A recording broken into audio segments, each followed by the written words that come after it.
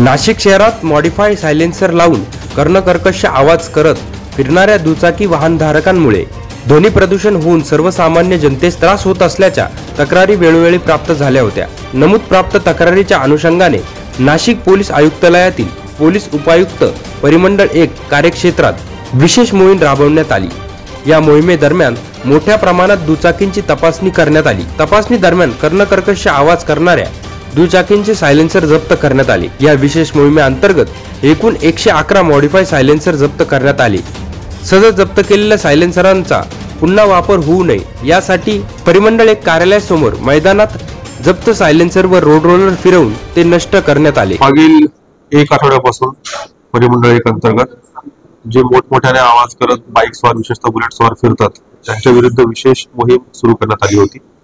या मोहिमेअंतर्गत जे असं कर्णकर्कश आवाज वाजवणारे सायलेन्सर आहेत असे बाईकचे सायलेन्सर बाईक स्वारांकडून जप्त करण्यात आलेले आहेत। संपूर्ण परिमंडळाअंतर्गत ही कारवाई करण्यात आली। केवळ 1 आठवड्याच्या कालावधीमध्ये 111 सायलेन्सर जप्त करण्यात आलेले आहेत। या सायलेन्सरचा परत वापर होऊ शकतो, त्यामुळे या सायलेन्सर परत त्यांच्या ताब्यात जाऊ नये यासाठी हे सायलेन्सर आज नष्ट करण्यात येणार आहे आणि इथून पुढे देखील या प्रकारची कारवाई अशीच सुरू राहील आणि जे कर्णकर्कश आवाज करत बाईक स्वार सायलेन्सर वापरत फिरतील त्यांच्यावर देखील यापुढे अजून कठोर कारवाई करण्यात येईल। सर, हा जो नियम आहे हा हॉर्न साठी असणार आहे। हॉर्न तसेच सायलेन्सर दोन्ही जे आवाज मोठे करतात अशावरती कारवाई अशी सुरू राहील। त्यामध्ये आडगावच्या हद्दीमध्ये 7, पंचवटी 11, भद्रकाली 15, गंगापूर पोलीस ठाणे 25, मसरूळ 14, सरकारवाडा 11 आणि मुंबई नाकाच्या हद्दीमध्ये 27 सायलेन्सर जप्त करण्यात आलेले आहेत। सध्या आपण सायलेन्सर जप्त करून सायलेन्सर नष्ट करत आहोत, पण भविष्यात यामध्ये गुन्हे देखील दाखल केले जातील। याविषयी एकच आवाहन करता येईल की सायलेन्सरमुळे जे घरातील वृद्ध लोक आहेत, लहान मुलं आहेत, परीक्षा जवळ आहेत, चालू आहेत, त्या देखील लोकांना त्रास होतो।